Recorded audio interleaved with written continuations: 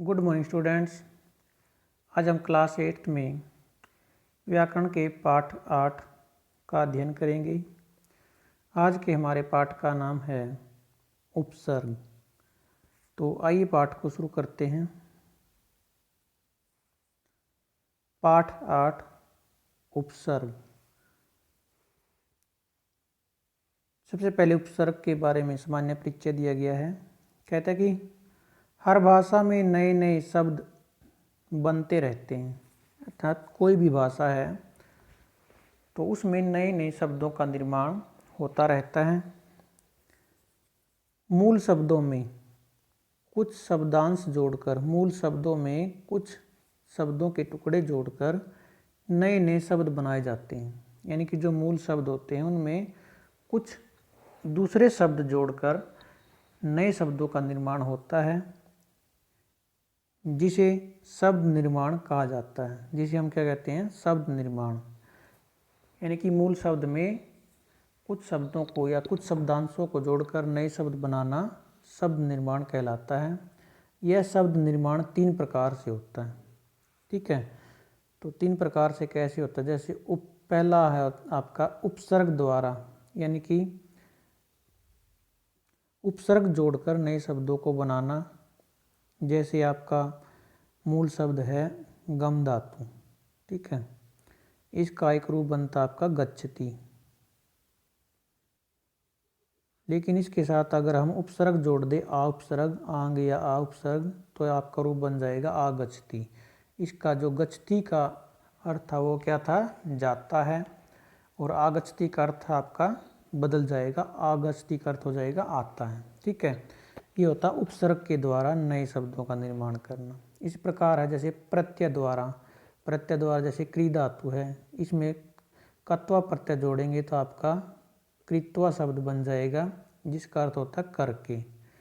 ठीक है, और क्री धातु का अर्थ होता है करना, तो इसका अर्थ है वो भी परिवर्तित हो जाएगा और नया शब्द आपका बन जाए।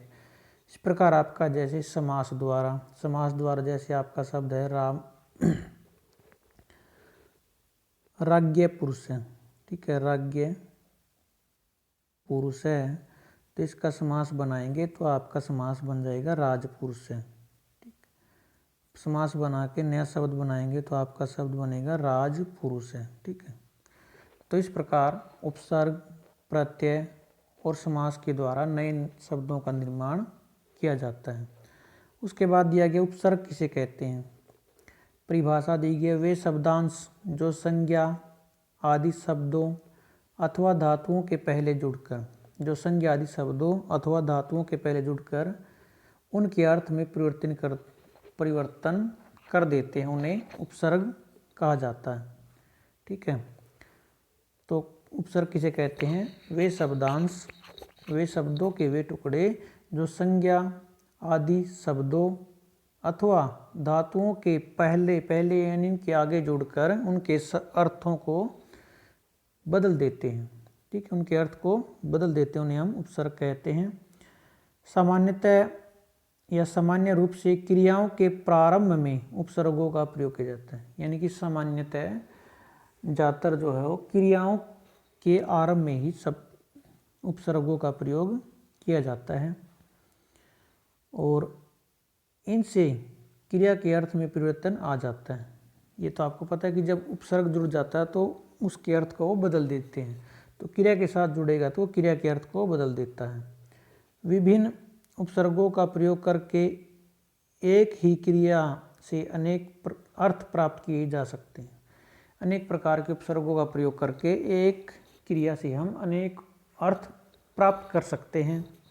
ठीक है, जैसे यहाँ पर उदाहरण दिया गया, उपयुक्त उदाहरण दिया गया है श्लोक में। हरि, हरि आपकी जो क्रिया है इसका अर्थ था हरण करना।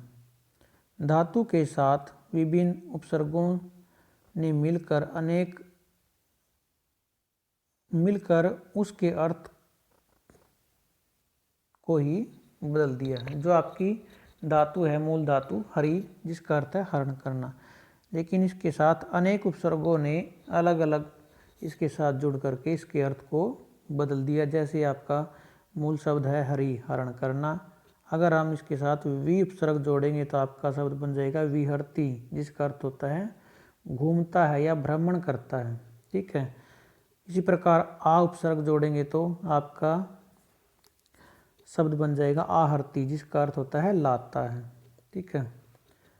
उसके बाद सम उपसर्ग जोड़ेंगे तो संहरती, संहार करता है या विनाश करता है। ठीक है।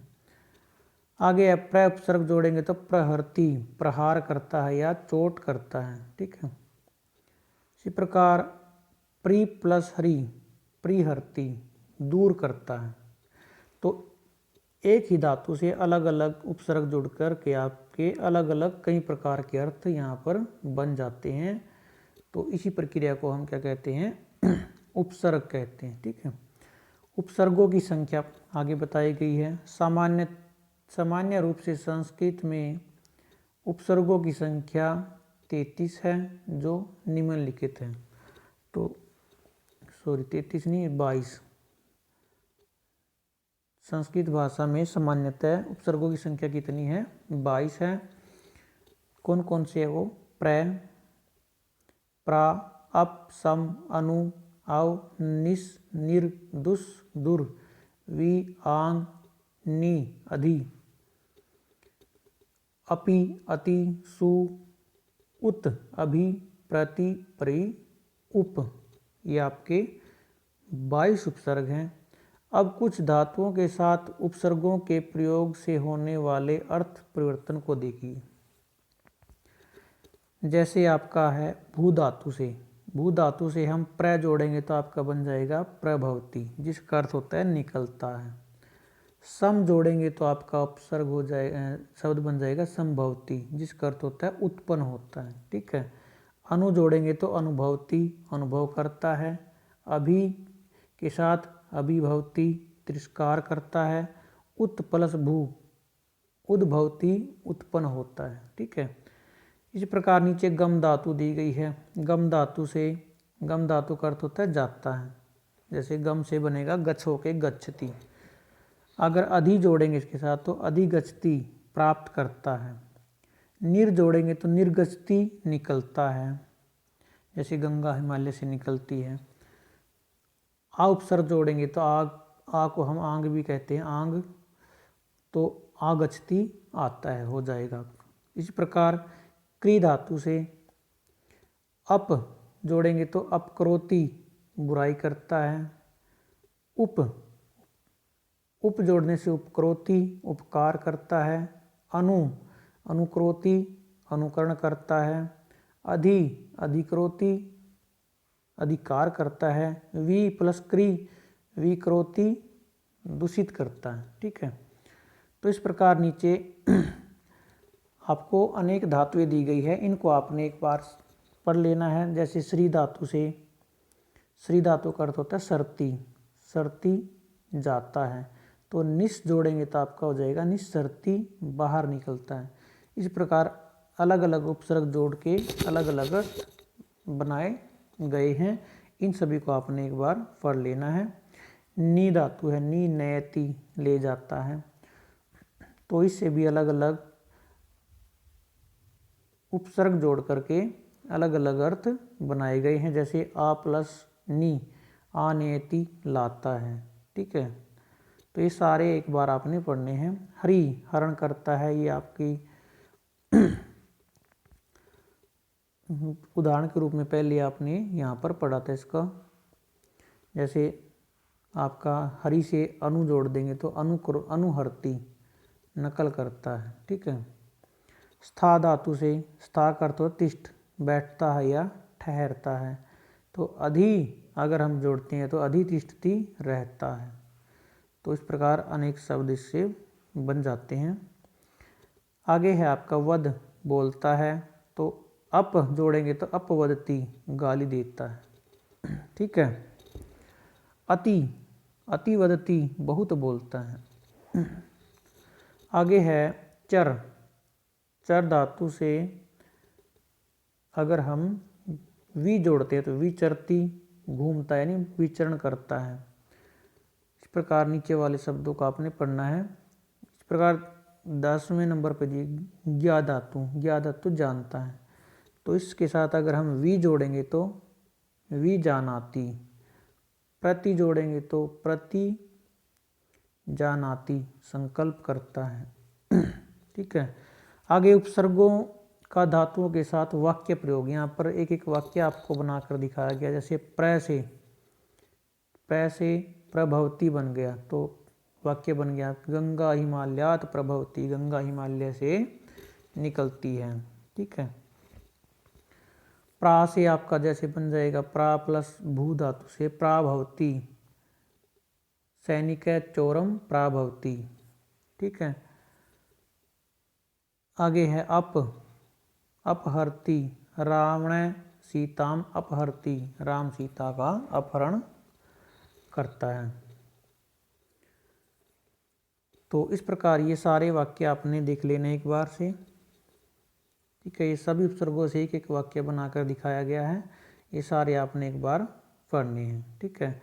उसके बाद आपको क्या दिया गया है, उपयुक्त 22 उपसर्ग हिंदी भाषा में तत्सम उपसर्ग के नाम से जाने जाते हैं। जो 22 उपसर्ग हैं ये हिंदी में तत्सम उपसर्ग के नाम से जाने जाते हैं, क्योंकि ये संस्कृत के उपसर्ग है ना, ये सारे 22 उपसर्ग किसके, संस्कृत के। और संस्कृत के जो शब्द हिंदी में ज्यों के त्यों प्रयोग किए जाते हैं वो क्या कहलाते हैं, तत्सम शब्द।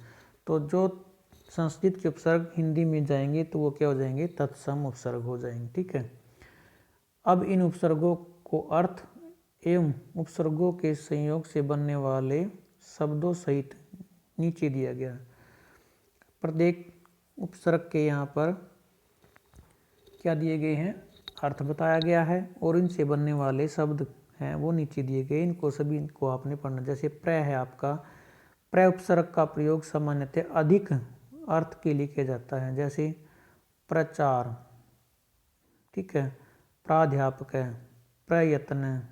ठीक है। इस प्रकार आपने सारे उदाहरण आपने पढ़ लेने हैं। प्रा, इस उपसर्ग का प्रयोग प्रायः विपरीत अर्थ में किया जाता है। ठीक है। प्रा का प्रयोग कहाँ किया जाता है, विपरीत अर्थ में। जैसे प्राजेय, पराभव, पराजित। ठीक है। आगे है आपका अप, यह उपसर्ग बुरे, अनुचित, हीन आदि अर्थों के लिए किया। जैसे अपमान, अपहरण। ठीक है। आगे है सम, यह उपसर्ग अच्छे, सम का उपसर्ग, सम का प्रयोग अच्छे के लिए और अप का बुरे के लिए। जैसे समगति, संगति, संपूर्ण। ठीक है। और उसके बाद अनु, इसका प्रयोग कहाँ किया जाता है, पीछे के लिए, पीछे, साथ आदि सब अर्थों के लिए। जैसे अनुशासनम, अनुचर। आगे अव, इसका प्रयोग बुरे, दूर, नीचे आदि अर्थों के लिए किया जाता है। जैसे अवगुण, अवकाश। ठीक है। निस का प्रयोग बिना, रहित, बाहर आदि अर्थों में किया। जैसे निश्चल, निस्तेज आदि सारे उदाहरण आपने पढ़ लेने के बाद। आगे निर का प्रयोग कहाँ किया जाता है, बिना या रहित अर्थ में। जैसे निर्बल, निर्धनम। आगे दुस उपसर्ग बुरे अथवा कठिन आदि अर्थों में प्रयुक्त किया जाता है। जैसे दुष्कर्म, दुस्शासन। ठीक है। और दुर का प्रयोग भी बुरे और कठिन अर्थों में किया जाता है। जैसे दुर्बल, दुर्दशा। ठीक है। और आगे है वी उपसर्ग विशेषता एवं भिन्नता आदि अर्थों में प्रयुक्त है। जैसे विजय, वियोग है, ये विशेषता या भिन्नता आदि अर्थों के लिए किया जाता है। आंग का उपसर्ग का प्रयोग कहाँ किया जाता है, पर्यंत क्या होता है, तक आदि अर्थों में। जैसे आजन्म, जन्म पर्यंत, पूरे जन्म। आहार है, आहार। आगे है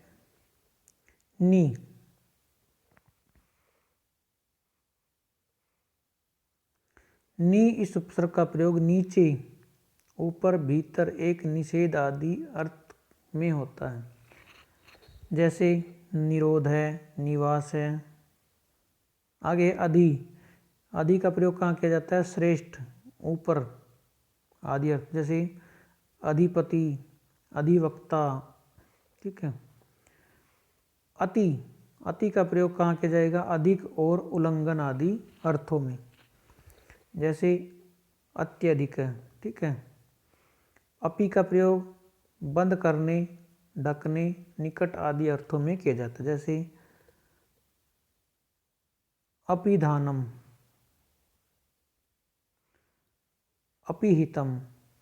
कहता है कि नोट में क्या लिखा हुआ है, अपि यानी कि भी उपसर्ग का प्रयोग स्वतंत्र अव्यय के रूप में भी किया जाता है, जैसे अपि कहते हैं ना, मोहन ने अपि पढ़ती, तो यहाँ पर भी बिना उपसर्ग के भी इसका प्रयोग किया जाता है अव्यय के रूप में।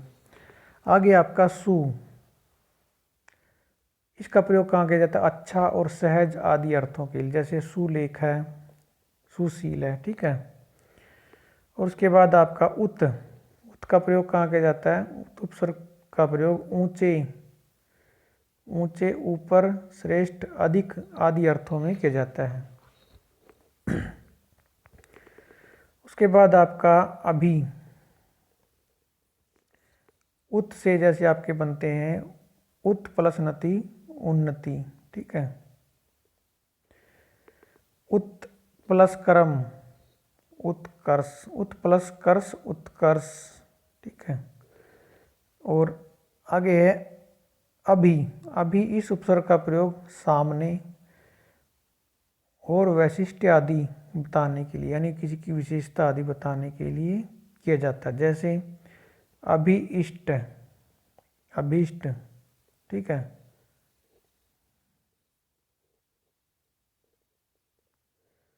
अभीष्ट, अभीष्ट, ठीक है।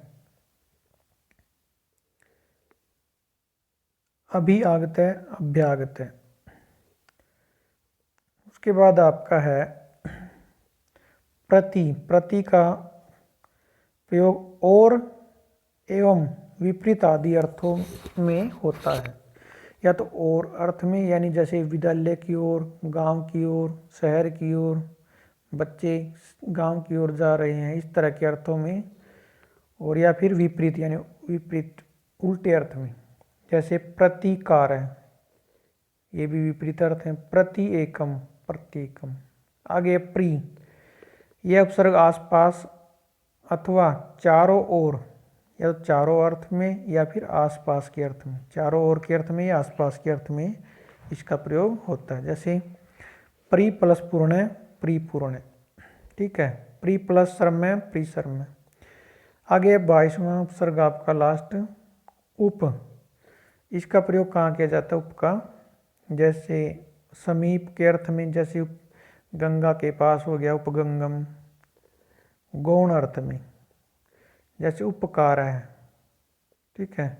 उपाध्यक्ष है, उपाध्यक्ष, उपाध्यक्ष, ठीक है।